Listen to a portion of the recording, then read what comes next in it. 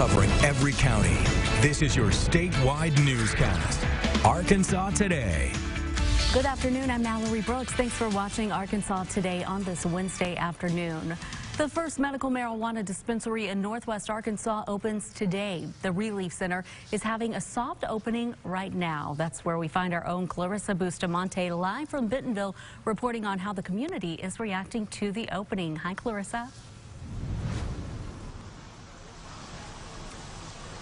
Hey, Mallory, good afternoon. Well, at least 100 people are lined up at the Relief Center here in Bentonville. Like you said, the first medical marijuana dispensary to open in Northwest Arkansas. And before this place opened, the closest place Northwest Arkansans could get their medicine was in Hot Springs. Now, this comes after the This comes after the dispensary announced its approval from the Medical Marijuana Commission on Monday. And the doors open for VIPs at 8, invite only, and the official soft open time is right about now at noon. And the very first person in line this morning, Scott Miller, a disabled veteran. I'm here for medical marijuana, finally. I'm a disabled vet, and it's a blessing. We've been waiting a long time for this. I have like 60 people on the rest. I deal with like 60 people on the And even though there will be a surplus of people in and out of here today, Miller was told they will not be running out of product. Live in Bentonville, Clarissa Bustamante, back to you, Mallory. Clarissa, thank you. Also in Northwest Arkansas, the city of Fayetteville will move forward with using the NWA Crisis Stabilization Unit. On Tuesday night, the city council approved an agreement with Washington County to use the facility. It's designed as an alternative to jail for people with mental health issues. We talked with the mayor last night, and he said even though the council just voted, the city has actually been using the CSU for a couple of weeks now after getting approval from a county judge. We think that's great, but I wanted to run the MOU through the city council tonight, so after their approval, I will sign the MOU, and we'll continue to do what we've been doing for the last couple of weeks. There will be no cost for the city for using the CSU for the rest of the year. It will cost $40 a day after that. El Dorado police investigating two terroristic threats, one over the weekend, the other on Tuesday. Sunday night, police were called about a threat made in the women's bathroom at Walmart. The words, "People die here soon," were etched in red lipstick in one of the stalls. The second threat happened on Tuesday. Somebody has confronted a Walmart employee saying they saw something on social media about some potential harm that's going to happen in Walmart. Police were not able to confirm the seriousness of that threat, but officers have been surveying the grounds for anything suspicious. In light of the 3 recent mass shootings, police are urging residents to be vigilant of their surroundings and aware of actions from their loved ones.